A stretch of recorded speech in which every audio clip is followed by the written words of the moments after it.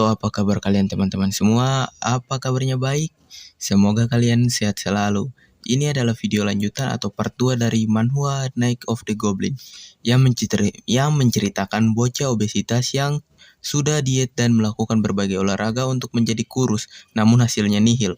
Namun pada suatu malam, dia dikirim oleh seseorang yang misterius ke dimensi siluman dan menyuruh dia untuk mewakili klan goblin yang telah punah dalam pemilihan Raja Siluman yang akan dilaksanakan 666 tahun sekali karena bocah tersebut masih memiliki darah keturunan goblin walaupun setengah manusia. Oke, tanpa banyak bacot dan basi-basi lagi, mari kita masuk ke alur ceritanya. Gas, kuy! Scene pertama diawali dengan diperlihatkannya sebuah minimarket yang di dalamnya ada Siwo dan Yosin yang sedang makan sambil bercerita tentang kejadian yang dialami Siwo di part sebelumnya ketika dia membanting siluman mulut besar. Di sini Siwo merasa aneh karena dia tidak pernah belajar gulat, tetapi dia bisa melakukannya dengan sangatlah mudah. Yosin pun berkata untuk Siwo tidak terlalu terhanyut dalam mimpinya itu. Wow, apakah kejadian yang di part sebelumnya itu cuma mimpi? Siwo pun berdiri dan berkata kalau dia terlalu terobsesi menjadi kurus, bahkan sampai dalam mimpi pun. Ya, rasanya mustahil badan gendut ini bisa jadi kurus dan berotot. Ternyata percakapan Siwo dan Yosin tadi hanyalah mimpi. Siwo pun tersadar, dan saat dia masih kaget dan kagum dengan badannya, kakek Mangtek berkata, "Kau tadi pingsan dengan posisi berdiri. Kukira butuh waktu lama sampai kau sadar kembali." Siwo pun melihat sekitarnya dan terkejut sampai terjatuh karena melihat tubuh siluman mulut besar di sampingnya dalam keadaan pingsan. Segelintir pertanyaan pun muncul di benaknya Siwo. Saat Siwo masih terkejut dan bertanya-tanya dengan apa yang terjadi, kakek Mangtek bertanya tentang pendapat seseorang di sampingnya tentang Siwo. Kata orang itu, "Jujur, agak mengecewakan. Ini pertama kalinya aku melihat manusia, meskipun hanya setengah, tapi setelah melihatnya secara langsung begini, ternyata dia hanya makhluk bodoh yang menyedihkan. Ya, apa benar anak itu punya darah goblin?" Wow, ternyata yang di samping kakek Mangtek itu siluman cewek, cuy. Mana kawe banget lagi, anjir. Wih, cantik banget, cuy. Bisa lah nih jadi waifu. Lanjut ke ceritanya. Kakek Mangtek pun berkata, "Bukankah kau sudah melihat pertarungannya tadi?" Cewek siluman itu pun berkata, "Perhatikan juga lawannya dong. Lawannya saja hanya makhluk bodoh yang tidak bisa dianggap sebagai golongan siluman. Lawannya itu tidak bisa menggunakan sihir dengan baik dan hanya bisa mengandalkan kekuatan fisiknya saja.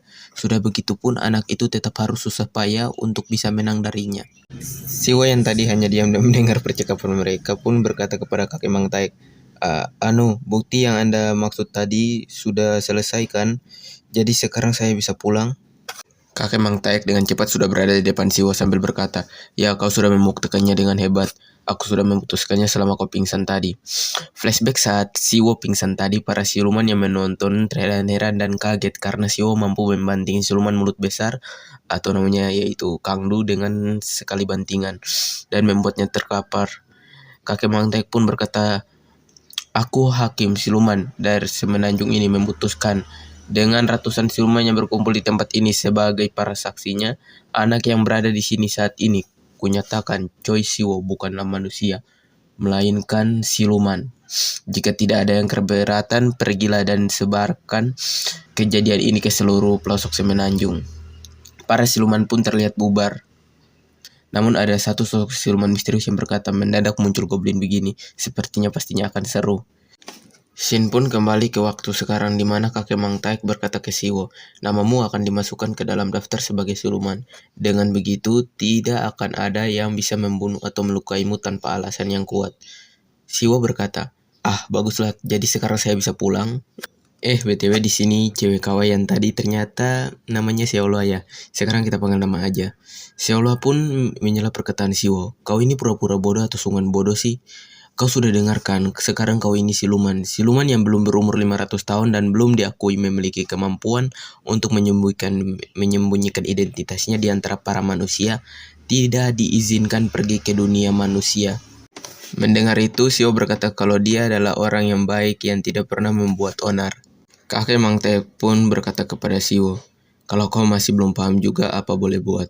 Aku harus membunuhmu.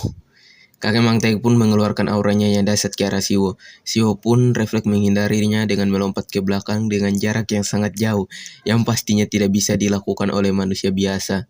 Kakek Mang Taek pun berkata, kau boleh saja menganggap dirimu manusia, tapi tubuhmu sudah jelas menjadi siluman. Meski kondisimu saat ini masih seperti anak yang baru lahir, kekuatanmu sudah puluhan kali lipat melebihi kekuatan manusia biasa. Siwo berkata, saya mengerti. Tapi 500 tahun itu sungguh tidak masuk akal. Kakek Mang Taek pun menjawab pertanyaan Siwo. Ya, sebenarnya kau hanya perlu menunggu setengah tahun. Aku sudah mengatakan kalau Raja Siluman akan dipilih setiap 666 tahun sekali kan. Dan batasan 500 tahun itu adalah peraturan baru yang dibuat oleh Raja Siluman saat ini.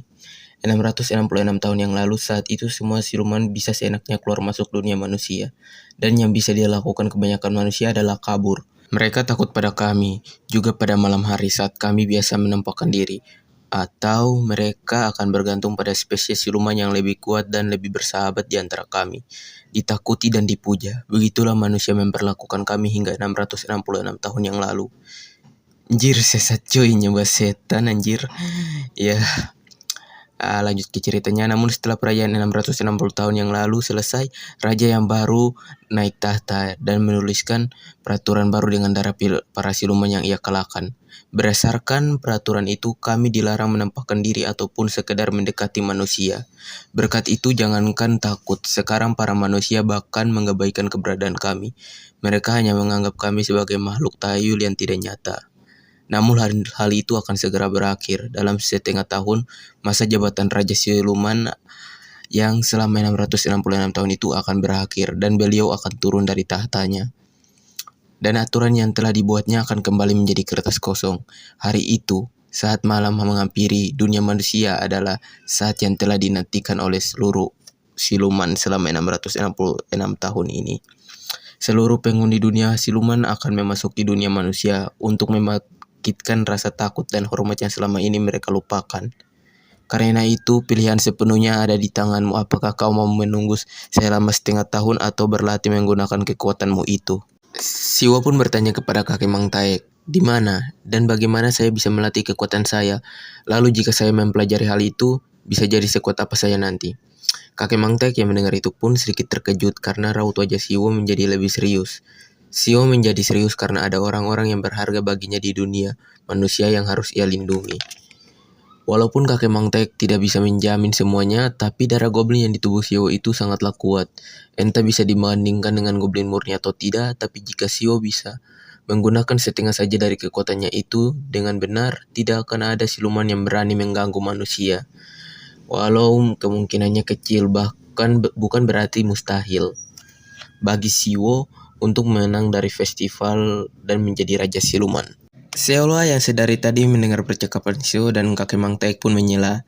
Yang benar saja, mungkin dia memang bisa mengalahkan seekor siluman biasa, tapi tidak mungkin anak seperti dia bisa bertahan hidup di festival kan? Kakek Mang Taek pun memperkenalkan Seola ke Siwo. Ternyata Seola adalah salah satu perwakilan yang akan maju ke festival seperti Siwo. Ternyata Seola diminta kakek Mang Taek datang ke tempat ini karena kakek Mang Taek akan menguji Seola layak atau tidak ke dunia manusia. Walau begitu, Seola juga masih sangat muda, tapi ingin ke dunia manusia. Kakek Mang Taek menunda ujiannya karena sibuk. Seola yang sudah kebelet ingin ke dunia manusia pun memaksa kakek Mang Taek. Kakek Mang Taek berkata, buat apa dia memanggil Seola kalau tidak mengujinya? Toh kan 6 bulan lagi peraturan yang mengekang para siluman akan terhapus. Buat apa juga dia sibuk meladeni Seola? Kakek Mang Taek menyuruh Seola untuk melatih Siwo selama 1 bulan. Karena Siwo ini tidak ada bedanya dengan manusia. Latihan ini juga bisa menjadi ujian bagi Seola agar bisa dapat berbaur dengan manusia. Dan untuk Siwo diminta agar Siwo diajarkan dasar-dasar kemampuan siluman, termasuk sihir transformasi dan setelah sebulan jika pencapaiannya cukup mereka akan diizinkan ke dunia manusia. Namun Seola menentang perintah kakek Mang Taek dan berkata, mustahil dia bisa melatih Siwo yang baru menjadi siluman belum sampai sehari hanya dalam waktu sebulan.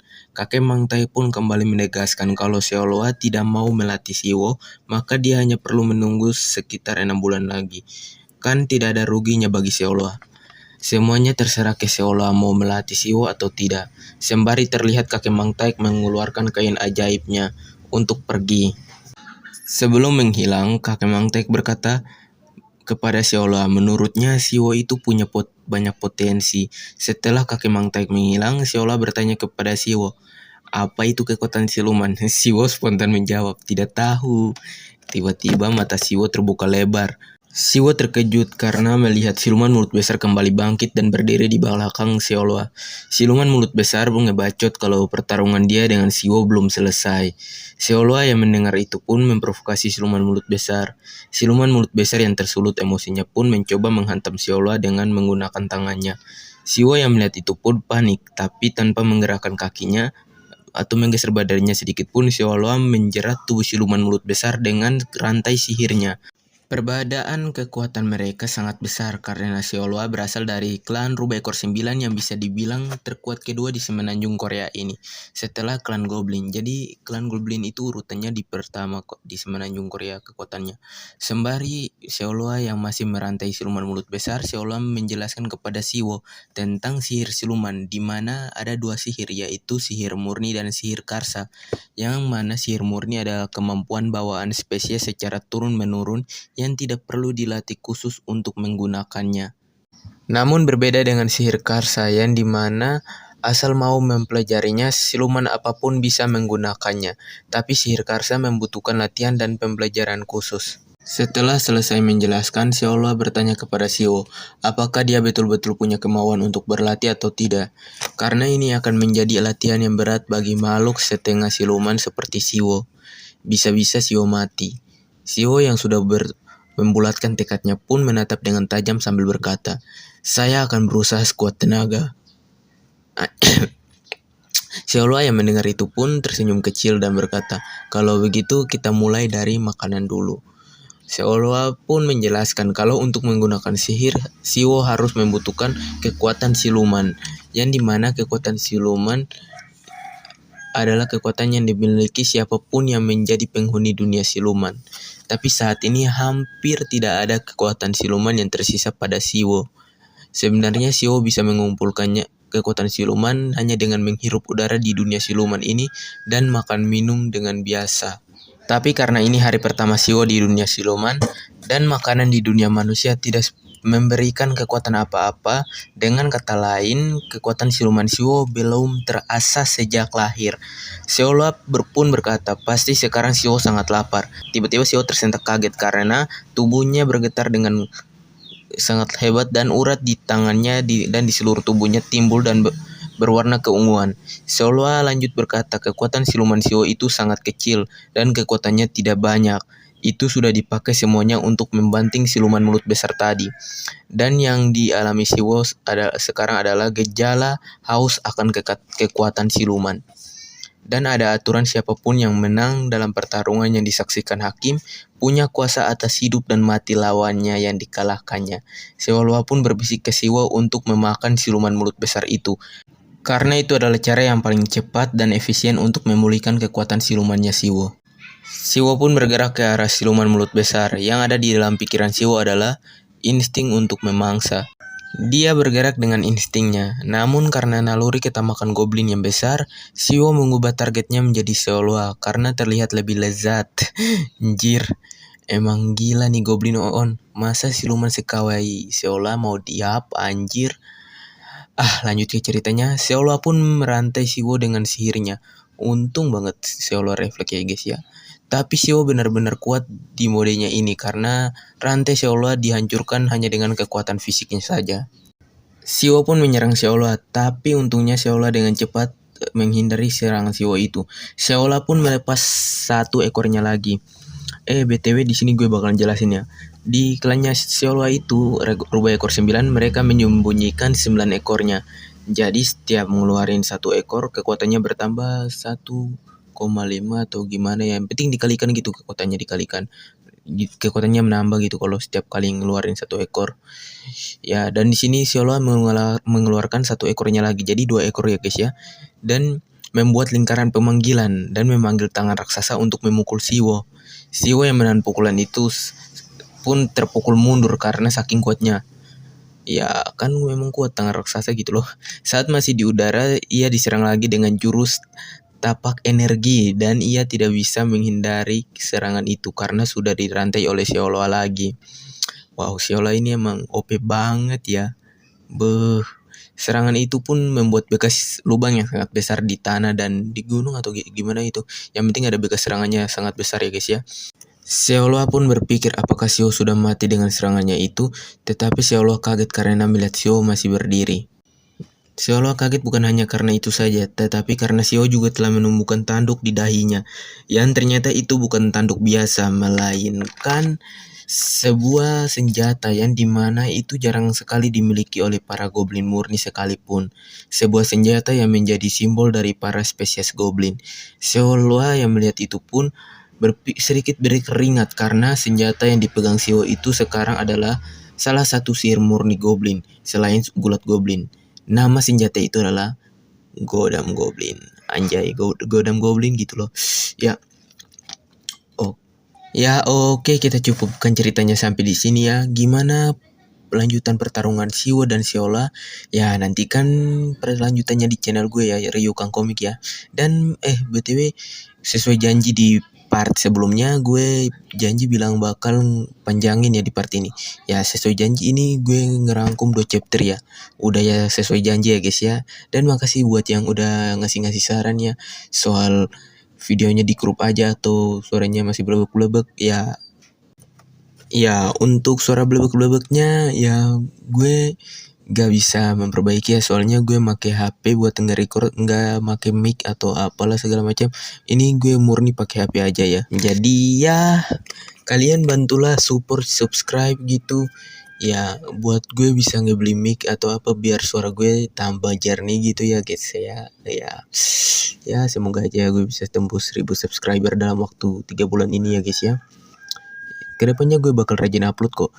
Ya maaf kalau ada kesalahan kata, pengucapan atau hafalan yang gak jelas ya. Gue masih pemula, gue butuh support dari kalian. Jadi mohon dimaklumi dan jangan lupa like, comment, and subscribe channel gue. Dan ya ini saja sekian kata dari gue. Gue pamit mohon undur diri. See you the next video ya guys ya. See you next time.